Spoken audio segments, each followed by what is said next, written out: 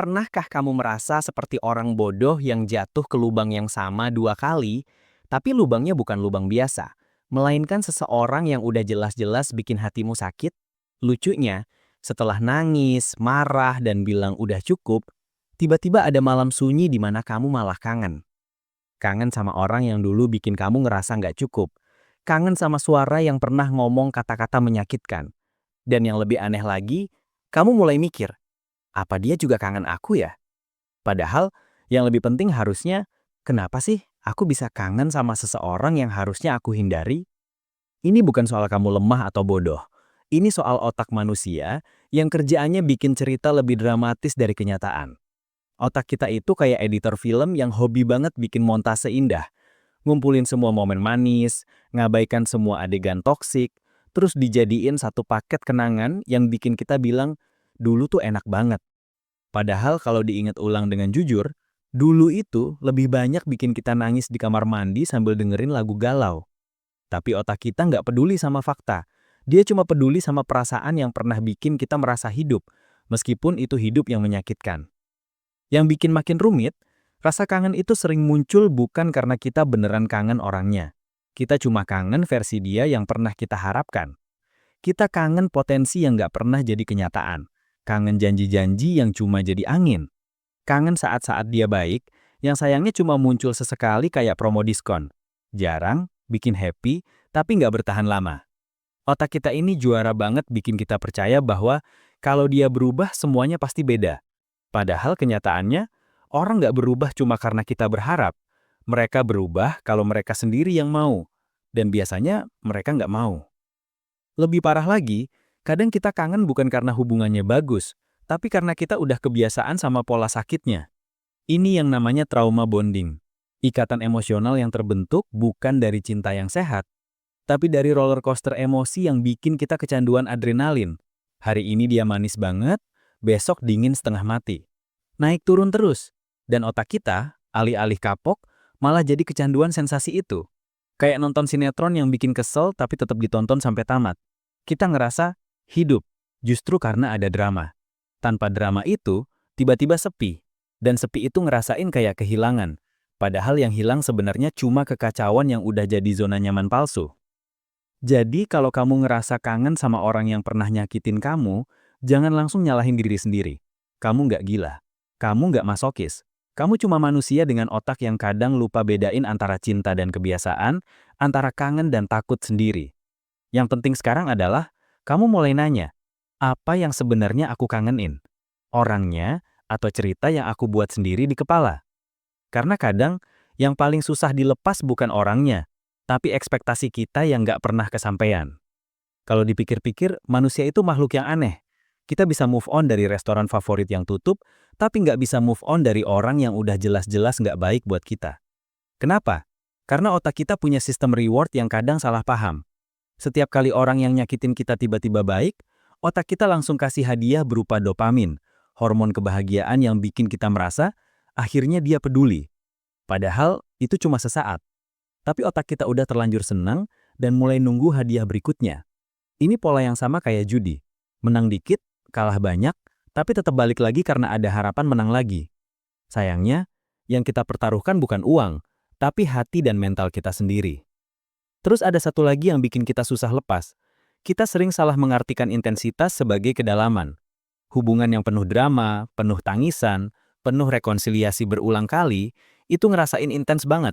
Dan karena intens, kita pikir itu berarti dalam atau beneran cinta. Padahal enggak. Intensitas itu cuma berisik. Kayak musik keras yang bikin jantung berdebar, tapi begitu dimatiin, ternyata nggak ada melodi yang bermakna. Cinta yang sehat itu nggak harus bikin kamu nangis tiap minggu buat ngebuktiin kalau itu besar. Cinta yang sehat itu tenang, stabil, dan nggak bikin kamu ngerasa harus terus-terusan buktiin diri. Tapi karena kita udah kebiasaan sama yang berisik, yang tenang malah ngerasain hambar. Belum lagi soal identitas. Kadang kita kangen bukan sama orangnya, tapi sama versi diri kita yang dulu. Saat kita masih percaya hubungan itu bisa diselamatin. Saat kita masih jadi penyelamat yang penuh harapan. Saat kita masih punya misi buat bikin dia bahagia, bikin dia berubah, bikin semuanya oke. Begitu hubungan itu berakhir, tiba-tiba kita kehilangan peran itu. Dan itu bikin kita bingung. Terus sekarang aku siapa? Kita jadi kangen bukan karena dia orangnya sempurna, tapi karena dia kasih kita rasa dibutuhkan. Meskipun cara dia butuh kita sebenarnya nggak sehat. Kita jadi kecanduan jadi orang yang diperlukan, padahal yang harusnya kita butuhin adalah orang yang bikin kita ngerasa cukup, bukan orang yang bikin kita ngerasa harus terus-terusan ngasih. Lalu ada faktor lain yang sering dilupain. Kesepian. Kangen itu kadang cuma kedok dari rasa sepi yang nggak mau kita akuin. Bukan berarti kita beneran pengen balik sama dia, tapi kita cuma pengen nggak sendiri. Pengen ada yang chat malam-malam, pengen ada yang nanya udah makan belum, pengen ada yang bikin hari-hari nggak terlalu monoton. Dan karena dia pernah ngisi peran itu, meskipun toksik, otak kita langsung shortcut. Ya udah, dia aja deh daripada sendirian. Padahal, sendirian itu jauh lebih baik daripada barang orang yang bikin kita ngerasa sendiri meskipun lagi berdua. Tapi logika ini susah masuk. Saat tengah malam kita lagi scroll foto lama sambil nanya-nanya kenapa semuanya berakhir. Jadi sekarang coba tanya ke diri sendiri dengan jujur. Apa yang sebenarnya aku kangenin? Orangnya? Atau aku cuma kangen nggak sendirian? Apa aku kangen momen baiknya? Atau aku cuma lupa seberapa sering dia bikin aku nangis? Apa aku kangen sama dia? Atau aku cuma kangen sama harapan palsu yang aku bangun sendiri? Karena kadang, yang paling susah kita lepas bukan orangnya, tapi kebiasaan kita buat tetap berharap pada sesuatu yang udah jelas-jelas nggak akan berubah.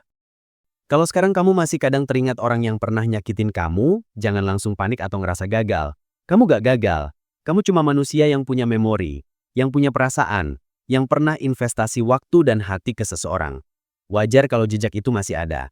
Tapi yang penting adalah, apakah kamu masih ngasih jejak itu kekuatan buat ngontrol keputusanmu hari ini? Apakah kamu masih percaya bahwa balik ke sana adalah solusi buat rasa sepimu? Atau kamu udah mulai paham bahwa kangen itu cuma fase, dan fase ini bakal lewat kalau kamu kasih dirimu kesempatan buat sembuh dengan cara yang benar, bukan dengan cara yang cepat. Satu hal yang perlu kamu ingat, orang yang beneran sayang sama kamu nggak akan bikin kamu terus-terusan kangen sambil nangis. Mereka nggak akan bikin kamu mikir, apa aku cukup setiap hari. Mereka nggak akan bikin kamu ngerasa harus berjuang sendirian buat diperhatiin.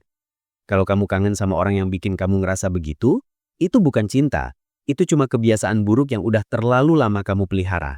Dan kebiasaan buruk itu harus diputus, meskipun awalnya sakit. Karena sakit melepaskan itu temporary. Tapi sakit bertahan di tempat yang salah, itu permanen. Dan kamu nggak pantas dapat yang permanen itu. Jadi mulai sekarang, setiap kali kamu ngerasa kangen, coba tanya, apa yang sebenarnya aku butuhin saat ini? Apa aku butuh dia? Atau aku butuh kedamaian? Apa aku butuh jawaban dari dia? Atau aku butuh belajar ikhlas tanpa penjelasan? Apa aku butuh balik ke masa lalu? Atau aku butuh keberanian buat bikin masa depan yang lebih baik? Karena kadang, yang paling kita butuhin bukan orang yang pergi, tapi versi diri kita yang lebih bijak, yang lebih kuat, yang udah nggak lagi ngukur kebahagiaan dari seseorang yang bahkan nggak bisa konsisten sama kita. Kamu udah sejauh ini, jangan berhenti sekarang cuma gara-gara otak lagi ngereran kenangan yang udah expired. Kalau setelah nonton ini kamu jadi lebih paham kenapa hatimu kadang ngajak balik ke tempat yang salah, berarti otakmu udah mulai sadar. Jagain terus kesadaran itu, jangan biarkan nostalgia mengalahkan logika. Dan kalau kamu butuh diingetin lagi suatu hari nanti, ya balik lagi ke humorologi. Atau, lebih baik lagi, tinggalin jejak, entah dengan cara subscribe, like, atau cuma ninggalin komentar relate banget, biar tahu kalau kamu nggak sendirian di perjalanan ini. Karena kadang yang kita butuhin bukan nasihat baru, cuma pengingat bahwa kita nggak gila karena ngerasain ini semua.